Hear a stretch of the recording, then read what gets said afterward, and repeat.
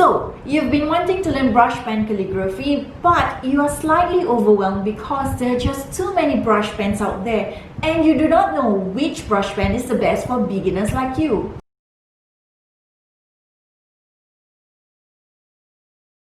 Hi everyone, my name is Anna Kamal. I'm from Love Letters SG, and today I'll be sharing with you the different types of brush pens that are available and which brush pen is the best and recommended for beginners just like you. Alright, so as you know, there are many different types of brush pens out there, but I'm going to share with you 4 popular brush pens that are available. We have the small nib brush pen, medium, large, and also a paintbrush brush pen. Okay, what are all these? Okay, let's take a look over here on how they are like. Alright, so let's take a look at the difference between the small nib, okay, the medium nib. Alright, this is the large nib, and this is the paintbrush lookalike kind of nib. Alright, so if you were to take a look at these, the sizes are different, okay, so they are different in the flexibility, all right, and then the hardness, okay, so the more firm it is, okay, the better for beginners to use. The softer it is, all right, the harder actually, all right, for us to use. Okay, so let's take a look at the small one. Okay, so if you were to take a look, okay, so this is how a small brush pen thickness is like, followed by the large brush pen. Okay, this is the medium brush pen. Okay, and how a large brush pen looks like. Okay, and lastly, yeah, the one that is like a paint. Okay, a paintbrush. So is super flexible, yeah, so it can create like leaves like that, okay, and even like flowers, yeah. So this I wouldn't recommend for you to start with this because it is super flexible, and it will be quite hard to actually control, especially when you're doing the upstroke. Okay, so you gotta do a lot of controlling for this part, okay. And for large and medium also, we would also recommend if you have already mastered your foundation, okay. But as a start, we will always begin with a small brush pen, okay.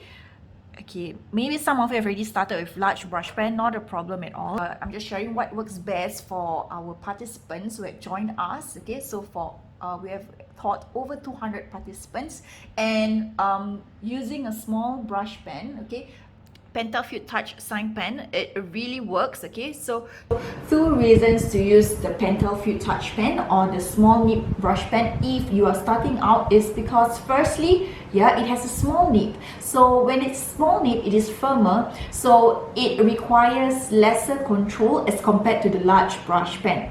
Yeah, and secondly, we want you to gain the confidence in brush pen lettering. Yeah, so how do we do that? That is by going through or using something that is familiar to you. All right, so using a small brush pen, yeah, it allows you to actually write letters that are smaller in sizes. Yeah, so our normal handwriting isn't it's not usually so big, yeah, so every one of us, we have a standard normal handwriting size. So if you're using a large brush pen, usually a large brush pen would be used to write a bigger fonts, okay, or bigger words, yeah. Okay, so when you are drawing longer lines and bigger words, okay, you will take a longer time to actually grasp the skill. But if you start with something that is quite familiar to you and that is closer to your normal handwriting, it will definitely help a lot, and you get to gain a lot more confidence when you are just starting out. Alright, so that's it for today. That is my tip.